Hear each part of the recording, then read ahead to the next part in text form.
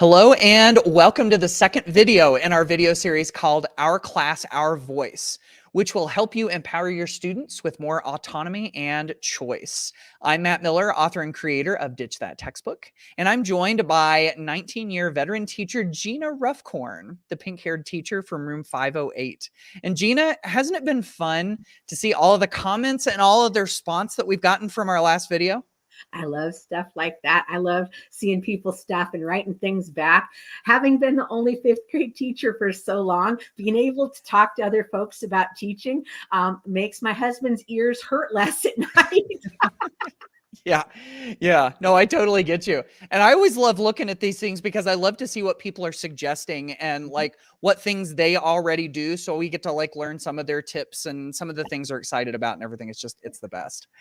Now, if you haven't met Gina, she's the fifth grade teacher in tiny rural Mondayman, Iowa. She's been teaching for almost 20 years, which is impressive. But you'll be even more impressed with her students because they run the show in room 508, making decisions, taking on classroom jobs, and helping the classroom operate smoothly. And in this video series, Gina is sharing some of her best tips and strategies to empower your students. Now, in our last video, Gina shared this powerful strategy she's used in her class for years to make students better decision makers and prepare them for the future. And that strategy is voting. Gina's fifth graders vote on all sorts of non-essential items, and it shows them that their ideas and opinions are being taken into account. And it helps build the class into a community. Now, if you haven't seen that video, I highly recommend that you go back and watch it. Gina, highly recommend, right? Would you highly recommend as well? Yes, because it's so easy to do and it makes such a difference. It doesn't cost you anything. You don't have to learn anything routine wise that's new. You just slip it in every now and again. Does wonders for the overall attitude of your classroom. Yes, absolutely. Because in that video, Gina shares her best tips as well as common things that the class votes on. It's fantastic. It's a concept you can use no matter what you teach. So go check it out if you haven't already. Now, in today's video, we're going to look at a strategy that you can use to build relationships with your students and at the same time, help ensure that the classroom fits their unique needs. And that strategy has to do with surveys, which is something that you may have done on the back of a fast food receipt before, but maybe have never done with your students. But it's a great idea. And Gina, surveys have helped you do all of that we were just talking about in your classroom, right? Yes, they have. And I get immediate feedback from those surveys, unlike the restaurants that maybe probably don't change anything if I say my fries are cold. So Yes. So yes, immediate survey responses are fabulous for helping you plan things in a classroom. Yeah. And as far as the input that students have, like the stuff that they share in the survey, like just in general, real quickly, like what are some of the things that you get from students on some of those surveys? I'll get things like we would like more time to work after math class's lesson is done. I'll get things that will say this website that we're using with the game is really getting kind of stale. Can we move on to something else? And other different things, maybe about stuff that's happening to them or things that they'd like to share, but they don't want to divulge out loud in front of a room full of their peers. So surveys really help in a lot of ways when it comes to really feeling like you know where your kids are coming from. Yeah. Now, in your classroom, these aren't just like, sort of random haphazard type things. Like you've got a few different kinds of surveys that you do at very specific points during the school year. Can you tell us about that? Sure, because random surveys don't really make much sense. You really kind of have to have a little focus behind what you want that information to be able to tell you. So of course we do one like at the first part of the year, but it's not one of those just get to know you, write me about your summer, what did you do, what was fun, Right. what wasn't. This one really focuses a lot more on tell me about you. What are you hoping to learn this year? What do you struggle with? How do you like to learn best? What do you know about me? Perhaps you know something about me that might not be accurate that I need to help you No. settle an answer for. And that will relieve a lot of stress at the beginning of a class year when you're getting started in the fall. Things like, what are you most worried about? I mean, everybody comes into the year with some apprehension. I come into the year, even year 19 or 20, I'll come in with some apprehension at the beginning of a year. And I really think if you kind of air some of those and you kind of talk about them a little bit, it really makes people have more of a commonality about the beginning of the classroom, the beginning of the school year. And I hold on to those surveys and kind of give them a look-see every once in a while, just to make sure that something that was mentioned doesn't get overlooked. Mm-hmm. Yeah. Oh, sorry. Oh, no, you're good. You're good. I just wanted to ask you real quick about those first year or those first week surveys. So will you take some of the things that they tell you about themselves and use that to kind of like inform what you do throughout the year in your class? Oh, yeah. If they say that one of the ways they learn best is working with partners, then I'll make sure that we've got a little more partner work sprinkled in than I would normally put in. If they say that they prefer more independent reading time later in the afternoon and they like to use their headphones when they read independently, then I'll make sure that I make a note in my lesson plans that says, make sure that I offer headphones for these kids at the beginning of the year, because that's what a handful of them had made comments about on their survey. And it's simple things like that that make life easier for them. It makes it easier for me. It lets me get to know them, and it lets them understand that if they've got something that will help them become more successful or more focused or better learners, that I am more than willing to jump right on that bandwagon and take the advice from the surveys. Yeah. Yeah. Awesome. Okay. So first week student surveys, check. That's a really good one. What else have you got? I do some pulse checks at the end of every 9 weeks, or if there's something that feels not quite right.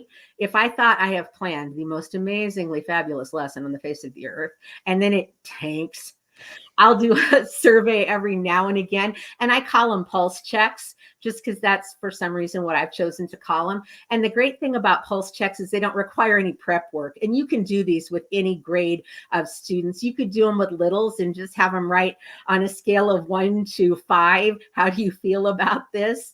Or do it with your older kids and let them write a sentence out. And we just do some easy questions. 3 things that we might need more of in the classroom. 3 things we need less of, and what you wish your teacher knew. Sometimes there are kids who really think that I know more than I probably do, and they'll throw a question or so in there or a response in there, and I will think, man, I never had any idea that that was an issue for them, because they don't choose to share that out loud, but they'll put it down in a survey, and then you've got a little better grip on things, and you feel a little easier about going and approaching them about something because they've already mentioned it and you're not calling attention to it, and you understand that it's kind of a private moment. I had a girl last year who needed help in math, but she didn't want her classmates to understand how much help she needed, and she put that down in a pulse check, and she and I kind of met here and there, and we figured out a way that we could work together without it seeming like it was causing an embarrassment to her to get that extra assistance. Yeah. Yeah. Oh, that's so cool. And the stuff that you find out, like you never know unless you ask, You right? don't. And Yeah. you spend all day long with these kids.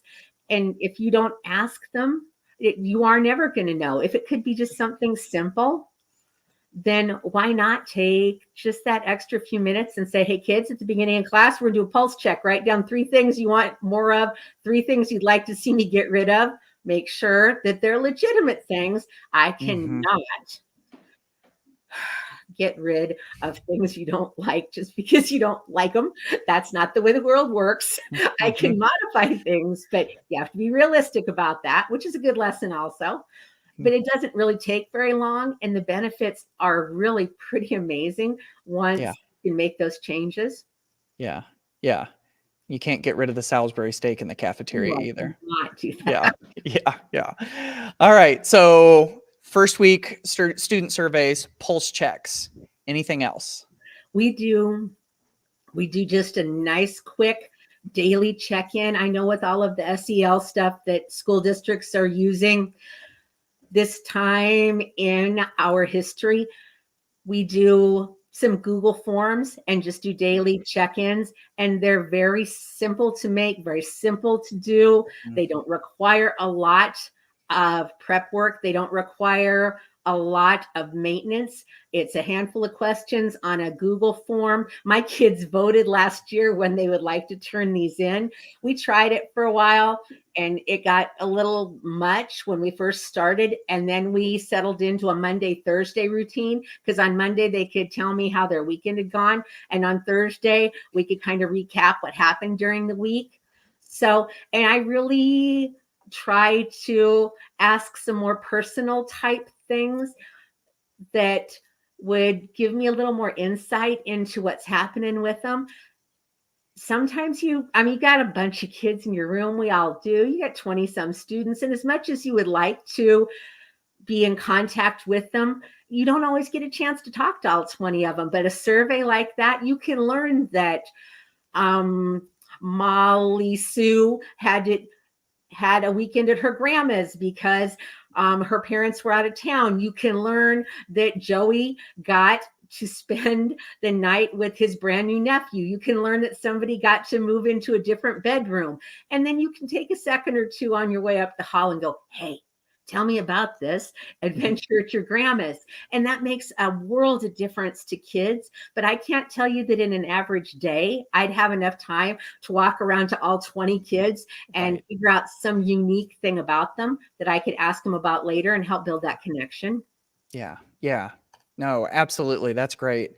And see, I love that there are all of these different types of surveys that that we can do, and they all sort of serve a different, sort of like a different role. Like each one gives you different data too. So first week surveys, pulse checks every 9 weeks, and then your regular quick check-ins. And the students know that they're being heard too, right? Like their voice matters, and you're building relationships with them. Like this is fantastic stuff, Gina. You did it again. Thank you so much. All right. So 2 videos down, 2 to go in our 4-part video series called Our Class, Our Voice. We've touched on student voting. We've touched on student surveys. And our next video is about a high interest topic that will save you time as a teacher and empower your students. And that topic is classroom jobs. And this is one that Gina has a lot to share about. This is like a truly transformational thing. In the next video, she will share some of the job titles that her students hold in her classroom and how you can implement them in your class as well. And so now we want to hear from you. Before you leave, would you add a comment down below to answer one of these questions? First, have you used any type of survey to gather students' opinion or feedback? Tell us about it. And second, if you haven't, what do you think about all of this? Would you use it? And how do you think it would help? Now, also, if you know someone who would love this video series, you can send them to this link, ditch.link/ourclass. That's ditch.link/ourclass. Or they can sign up for email updates by going to ditchthattextbook.com/101 to join our email list. Again, that's ditchthattextbook.com/101 to join our email list. So thank you so much for watching this video, and we will see you in the comments and in our next video. Take care.